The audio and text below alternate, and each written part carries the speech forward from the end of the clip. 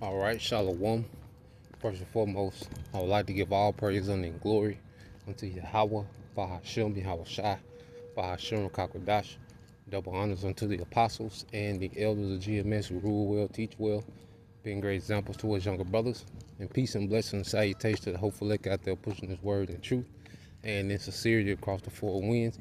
In the name of Yahweh, Bahashem, Yahweh Shai, pushing to get up out of here. Shalom to the hopeful elect, the believers, the listeners, whom have came back to the obedience of the scriptures through faith in Yahweh Bashim Al Shah. All right. And what I want to get into today, is going into the book of Proverbs, chapter 12 and verse 3. Okay. And what we have to understand, all right, is that we're seeing, this rivalry, all right, of Jacob and Esau, come to a head. Okay. Because throughout history, these two nations, have been the centerpiece, of world events. Okay, as you have, Jacob, being the progenitor of the tribes, the 12 tribes of the Israelites, which the scriptures, classify as the godly.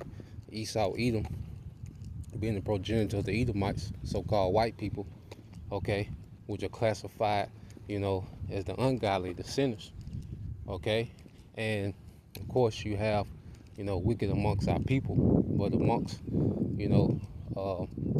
the nation of Israel, you have a remnant, all right, who through the blood of Yahushua is considered, righteous, through faith, because of their faith, their belief, their obedience, okay? The blood of Yahushua, deems the hopeful elect to be righteous, okay? And what we're seeing now is a spiritual war between Jacob and Esau, and you see as the Lord has raised up, his prophets, all right, the house of David, in these end times, where you see a back and forth, a spiritual war between Jacob and Esau, okay? The elites, they're always trying to counter, what we're doing in righteousness with wickedness, okay? The things that they push out, all right, a lot of time is a counter to what we're doing in righteousness, man, And what I want to get into, all right, is the book of Proverbs, chapter 12, verse 3, okay? Because what we're seeing happening, all right, as you read Proverbs 12 and 3, it says, a man shall not be established by wickedness, okay? A man shall not be established by wickedness. And this is what Esau, Edom, has established his empire with, his complete wickedness, man. This man has established, okay, his empire, because the scriptures say how he will come into power through deception. He will go forth to deceive the four quarters of the world. Okay, so this is an empire that's established on wickedness, man. Great robbery, murder, confusion, enchantments, witchcraft. Okay, and the scriptures go into that. So let's go into that. Then we're gonna come back to this precept, going into Esau's wickedness. So you read this Proverbs 12 and 3. A man shall not be established by wickedness. Okay, and we're gonna get the second part, but let's see how the scriptures say Esau's kingdom was founded. Okay, well, as a matter of fact, let's go here to Revelation. All right, it's the book of Revelation, chapter 20. All right, Revelation 20, start at 7. All right, it says Satan freed and doomed. You see, so this chapter, pretty much sums up this devil's rulership. Okay, and the end of it, the beginning, all right, leading to the end.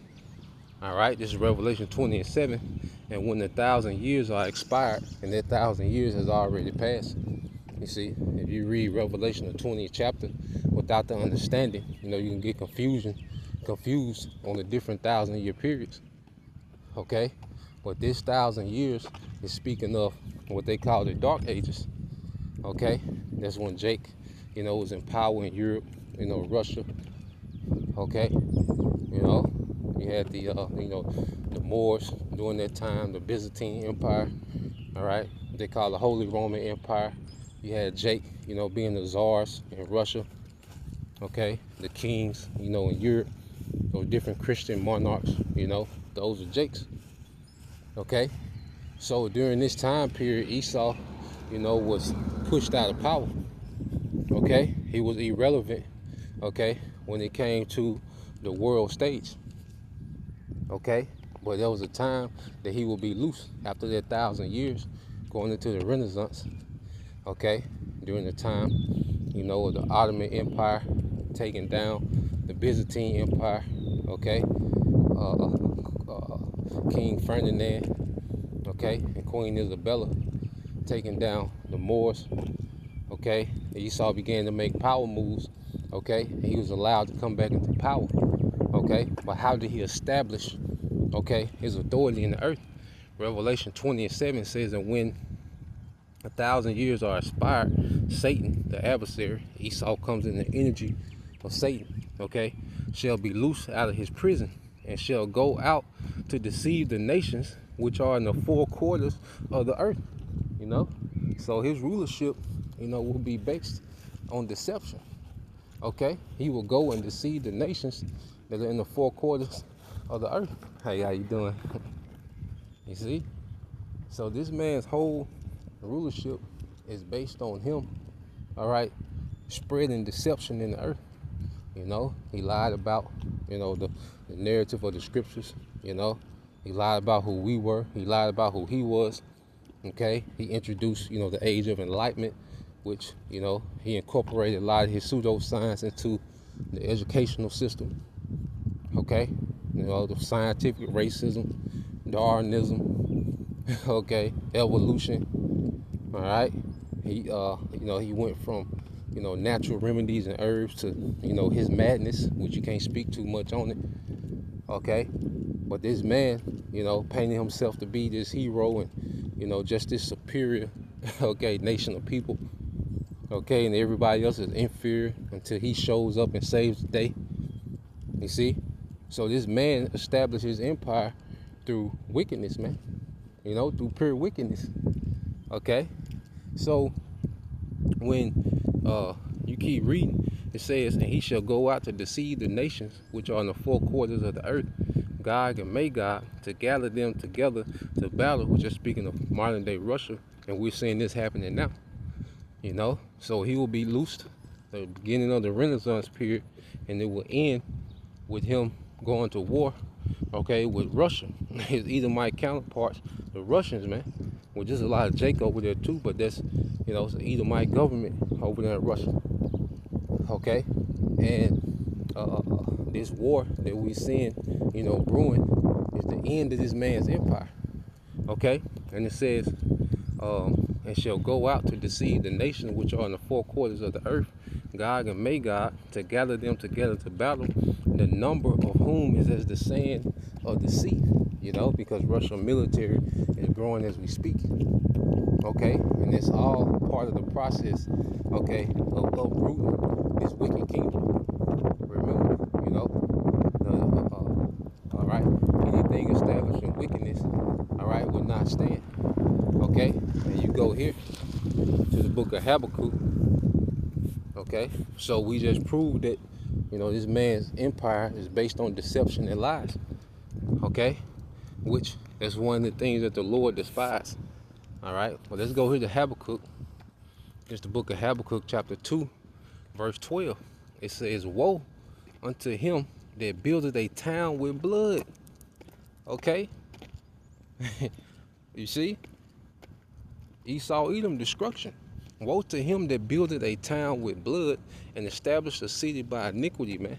Read this in the NLT. What sorrow awaits you who build cities with money gained through murder and corruption? Okay? With murder and corruption, man. This is Esau, Edom. He's guilty of these things. Okay? This man established his empire, through waging war. Okay? Taking lands. All right? Slaughter. Spreading diseases, okay, colonizing. You see, this man established himself through blood, okay, removing landmarks, taking lands that's not theirs, okay. Hey, this man has been at war most of his rulership, okay. This man came over here with the war with the Northern Kingdom, okay. The conquistadors, versus the Incas and Aztecs and, the Mayans and different, caused division among them, had them going at each other. Okay? So this devil, then you had, the French, the British, okay, go hard at the Southern Kingdom, taking them down, shipping them over here. Okay, how much blood was shed? Okay, in just the transatlantic slave trade alone. Okay, just the transportation. How many, all right, died trying to make their trip, the Middle Passage, man. So this is a place established with a lot of blood. Even it says that in the book of Revelation, okay, when it describes, all right, the whore, okay. Let's go to Revelation 17:5. And upon her forehead was a name written, Mystery Babylon the Great, the mother of harlots and abominations of the earth. Okay, Mystery Babylon the Great. This is speaking of America. Okay, this whore, all right, she had this title, and this, all right, it was on her forehead. Okay, Mystery Babylon. Okay, because it's given to the prophets to understand these things. The mysteries are given to the prophets. Okay, and it says the mother of harlot, the source, of rebellion in the earth. Okay, and the abominations of the earth. And I saw the woman drunken with the blood of the saints and with the blood of the martyrs of Yahushua. And when I saw her, I wondered with great admiration. So you get this word drunken. Okay, it says, let's get this word in the Greek. Strong's G 3184, methuo. Methuo. Okay, metaphorically, of one who has shed blood or murdered profusely. Of one who has shed blood or murdered profusely. Okay, this is the charges that's upon America, that's upon Esau. Okay, the rulers of America, the rulers of this beast system. Okay, one who has shed blood or murdered profusely, man. All right, and then she's drunken with the blood of the saints. Woe to thee that builded a city in blood, that established a city in blood. Okay, so go back to here. Let's get this in Nahum. Okay, Nahum 3:1, and then we'll go back. All right, to Proverbs. It's the book of Nahum, chapter 3, verse 1. It says, woe to the bloody city. It is full of lies and robbery, and the prey departed not. Okay, so this sums up, okay, how Esau was established through lies, robbery, okay, and blood. Okay, and the prey, which we're the prey, departed not. Just as Pharaoh refused to let, Israel go. Well, Esau's the new Pharaoh. He's in that same spirit. Okay, Esau never give Israel sovereignty in his kingdom, man. Okay, that's not even a topic, in their council, giving Israel sovereignty, man. Okay, so going back here, now that we've established how this man's empire was founded, well, what does the scripture say about an empire that was founded like that? It says, a man shall not be established by wickedness. Okay, so Esau, he's trying to establish a new world order based in wickedness. His kingdom now has been established on wickedness, and he's trying to even go further. So you moving, eh? Not fine. Not fine. Yeah, so going back into it, all right. You go back to Proverbs 12:3, like Esau has already established, a kingdom in wickedness, and he's trying to even go further in wickedness to further, establish, a digital kingdom of wickedness, man. Okay, to where he has more control, all right.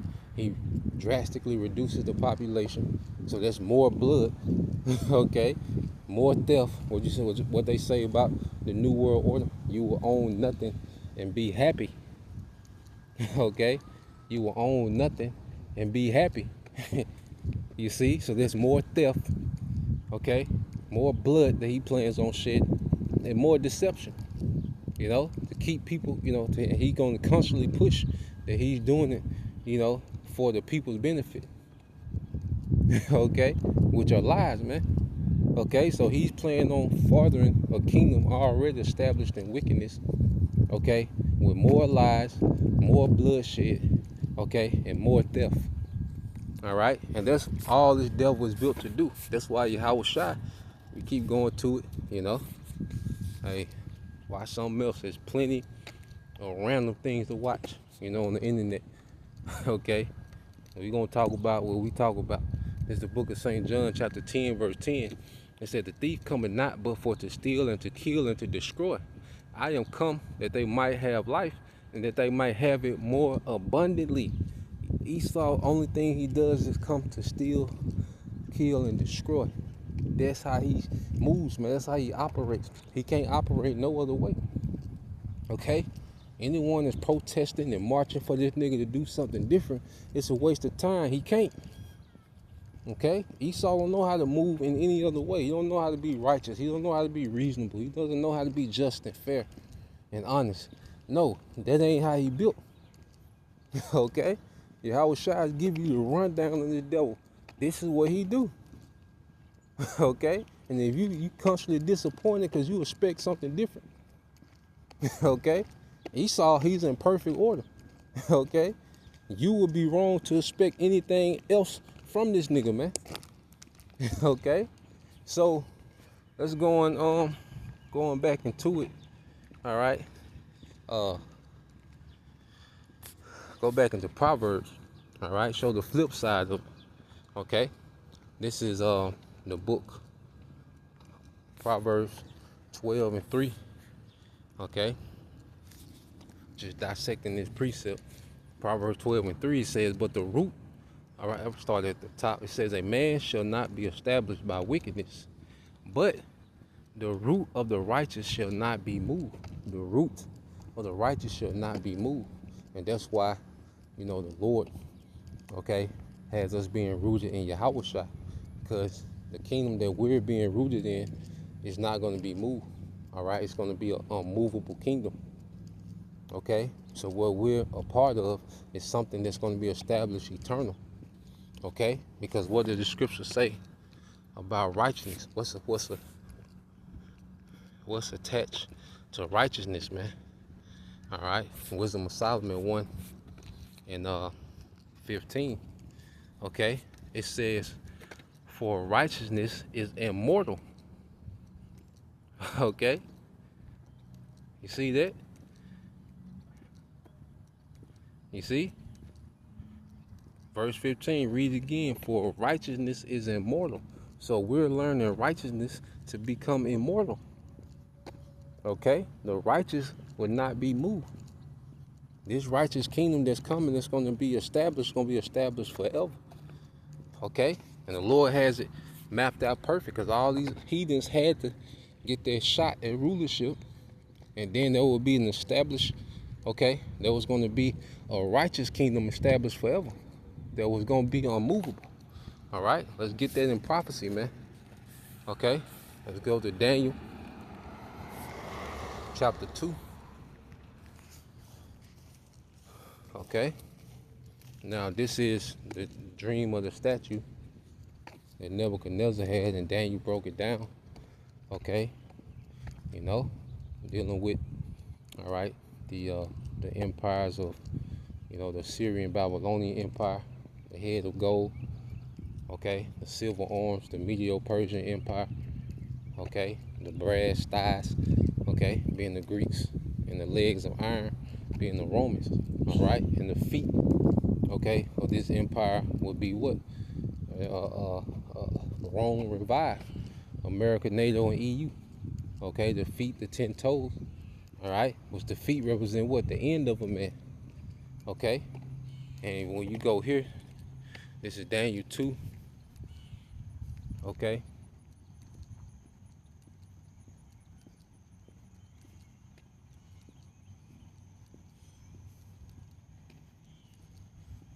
This is Daniel 2 and 44. It says, and in the days of these kings shall the God of heaven set up a kingdom which shall never be destroyed. Okay? You see that? Unmovable, because it's a righteous kingdom, so it's going to never be destroyed. So we are in those days because we're at the 10 toes of the statue. Okay? America, NATO, and EU. This is the beast government that runs the world. Okay? So we're in that government. We're in those days. All right? And this is why the Lord has raised up the house of David, because he's finna transition, all right, from the kingdom of the wicked to the kingdom of the righteous, from the kingdom of Esau to the kingdom of Jacob.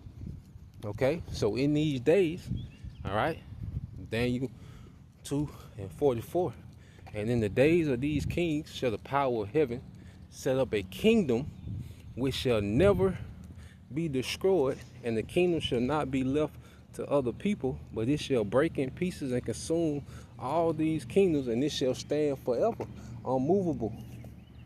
The kingdom that Yahushua is bringing is going to be unmovable because we're going to be perfect. Okay? It's righteousness, okay, that's going to make us unmovable, man. Okay? You see? That's what's going to have us established forever, because we're going to be perfect. We're going to be changed. And that's the new covenant that's based on better promises. We're going to be changed. Okay? Let's get that. Going into the new covenant. This is why the kingdom is going to be unmovable. Okay? Let's get that real quick in Hebrews 8.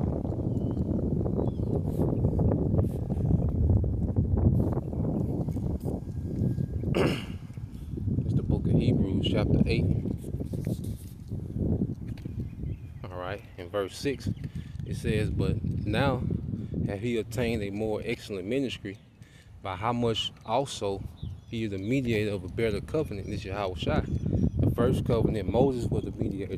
This covenant, Yahushua is the mediator. Okay? The high priest after the order, of Melchizedek, which he is Melchizedek. Okay? And it says, which was established upon better promises. And it's going to go into why the promises are better. Verse 7, for if their first covenant had been faultless, then should no place have been sought for the second. For finding fault with them, he said, so finding fault with us. The fault was in us. Okay? He said, behold, the days come, said the Lord, when I will make a new covenant with the house of Israel and with the house of Judah. It says, not according to the covenant that I made with the fathers in the day when I took them by the hand to lead them out of the land of Egypt. So not according to their first covenant, which we wasn't changed in their first covenant. Okay? Because it's going to be the same laws. It's going to be the same requirements. Okay? But we're going to be changed. All right? To meet those requirements, man. Okay? It says, because they continue not in my covenant, and I regarded them not. All right? Said the Lord. For this is a covenant that I will make with the house of Israel, only one nation of people. The house is another word for lineage as well. Okay, so with the lineage of Israel, after those days, said the Lord, I will put my laws into their mind and write them in their heart, and I will be to them a power, and they shall be to me a people, and they shall not teach every man his neighbor and every man his brother, saying, know the Lord. Why? For all shall know me from least to greatest. Okay? So we're going to be perfect. And every child that we have in the kingdom is going to be perfect. All our seed are going to be perfect. Okay? And that's going to make us unmovable. Okay? Righteousness is going to make us unmovable, man. You see? So, going back here, let's read this in Proverbs 12 and 3 again. Then we'll close out. In Corinthians, this Proverbs 12, okay? And verse 3, it says, a man shall not be established by wickedness, but the root of the righteous shall not be moved. Okay? The root of the righteous shall not be moved. So Esau's trying to establish himself in wickedness, and he's finna be moved. Okay? He's finna fall. He's not gonna be able to establish and stand in these times, man. Okay? Because it's not right. Okay? and the kingdom that's going to be planted, okay, in the earth after the fall of Esau, the kingdom of Israel, which is going to be forever. Okay, so when you go here, it should make more sense now. When you go to 2 Corinthians chapter 4, okay, and what is this, 17? All right, it says, for our light affliction, which is but for a moment, work for us a more exceeding and eternal weight of glory. Okay, so this light affliction, you know, because no matter what we go through is light compared to the eternal glory. You see, as we, you know, turn to righteousness in the anti-Messiah society, as we become pro-Yahushua and this world's against Yahushua, you know, it creates this resistance and this friction, okay? And these afflictions, okay, that we go through is light compared to what? The eternal, all right? It says a far more exceeding and eternal weight of glory, all right? You read this in the NLT, it says, for our present troubles are small and won't last very long, yet they produce for us a glory that vastly outweighs them and will last forever, unmovable. Okay, righteousness is going to make us unmovable, man. So what we're doing is producing something that's going to be forever. Okay, that's why the more, you know, we come to understanding these things, it's like it's a no-brainer. Okay, nothing else makes sense outside of this, man. Okay, understanding that what we're doing, all right, in the present is producing something that's going to last forever, going to be established forever. Okay, the first and only kingdom that's going to be established forever. Okay, under, all right, Yahushua, man. You see, verse 18, while we look not at the things which are seen, but at the things which are not seen. Okay, because right now all we see is a wicked kingdom that's up and running and functioning. You know, you see, as we look around, you know, the physical eye, we only see this wicked kingdom up and functioning, man. Okay, but our focus is not on this anymore. Okay, we was in the world, our focus was on this temporal kingdom. You know, we was, you know, that had our attention. That's what our hope and desires was rooted in this kingdom. Okay, but now as we have our hope in immortality in the eternal kingdom, okay, our eyes on fixed on something beyond this.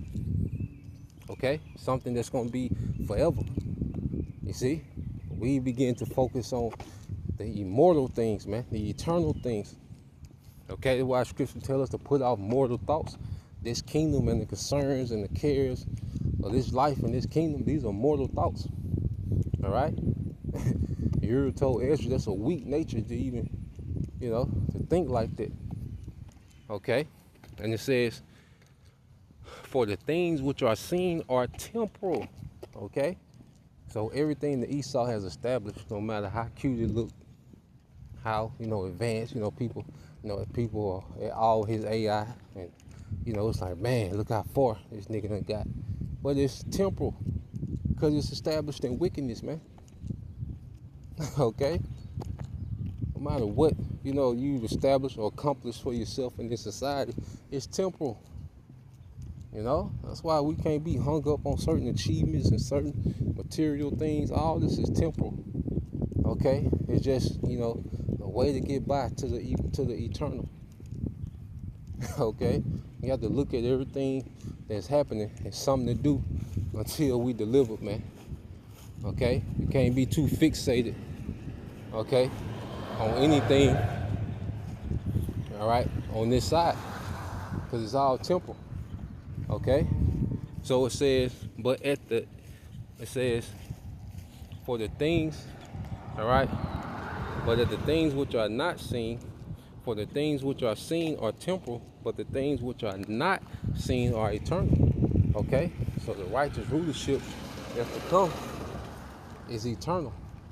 Okay, in the earth, you know, no one can see that, and we can see it in spirit, but we don't physically see that kingdom up and running.